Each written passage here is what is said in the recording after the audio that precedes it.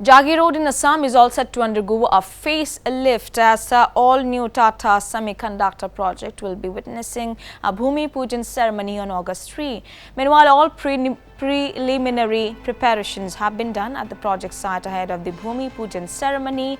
In the next 2 years, the project is slated to be completed, and following this, Jagi Road will enter a new phase of development and industrialization.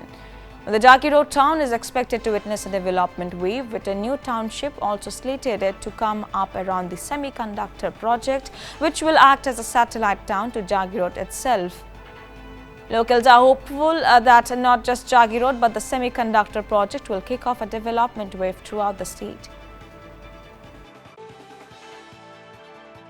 Jagi Roadত ২৭,০০০ কোটি টকা ব্যয় সাপেক্ষে এটা Tata semiconductor প্ৰকল্প হ'বলৈ গৈ আছে, যাৰ পৰিপ্ৰেক্ষিতত ৩ আগষ্টত ইয়াত ভূমি পূজন কাম সম্পন্ন হ'ব বুলি ইতিমধ্যে মুখ্যমন্ত্ৰী ডাঙৰীয়াই ঘোষণা কৰিছে।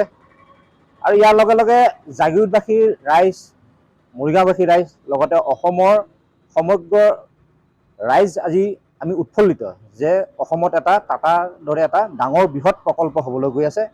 ইয়াৰ জৰিয়তে অসমৰ ৰাইজৰ যি অৰ্থনীতি, সেই অৰ্থনীতি যথেষ্ট সবল হ'ব। তাৰ উপৰি জাগি ৰোডবাসী ৰাইজৰ লগতে অসমৰ যিসকল যুৱক যুৱতী আছে, শিক্ষিত যুৱক যুৱতী, তেওঁলোকে কিন্তু ইয়াত কৰ্মসংস্থাপন পাবলৈ সক্ষম হ'ব। আৰু ইয়াৰ লগে লগে আপোনাৰ যাতায়াতৰ ক্ষেত্ৰত কিন্তু ইয়াত জাগি ৰোডখন যথেষ্ট সবল হ'ব। আৰু ইয়াৰ লগে লগে আপোনাৰ যিসকল টাটাৰ লগত জড়িত কিছুমান বহুত ক্ষুদ্ৰ ক্ষুদ্ৰ কোম্পানী ইয়াত জড়িত হ'ব, যাৰ লগে লগে ইয়াৰ কিন্তু যিটো জাগি ৰোডৰ যিটো ৰূপৰেখা, সেই ৰূপৰেখা কিন্তু সম্পূৰ্ণৰূপে সলনি হ'ব বুলি আমি আশাবাদী।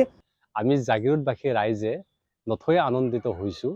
ইয়াৰ জৰিয়তে নিবনুৱা সমস্যা সমাধান হোৱাৰ পথত আৰু জাগি ৰোডখন নিশ্চিতভাৱে উন্নীত হ'ব। আৰু জাগি ৰোডবাসী ৰাইজে প্ৰত্যক্ষভাৱে হওক পৰোক্ষভাৱে হওক কৰ্মসংস্থান ইয়াত লাভ কৰিব আৰু উন্নয়নৰ গতি ক্ষিপ্ৰতৰ হ'ব। মাননীয় শ্ৰীযুত হিমন্ত বিশ্ব শৰ্মা ডাঙৰীয়া আৰু আমাৰ মন্ত্ৰী শ্ৰীযুত পীযুষ হাজৰিকা ডাঙৰীয়াৰ নেতৃত্বত এনেকুৱা বৃহৎ প্ৰকল্প গঢ়ি উঠিছে। তেখেতসকলক আমি ধন্যবাদ জ্ঞাপন কৰিছোঁ।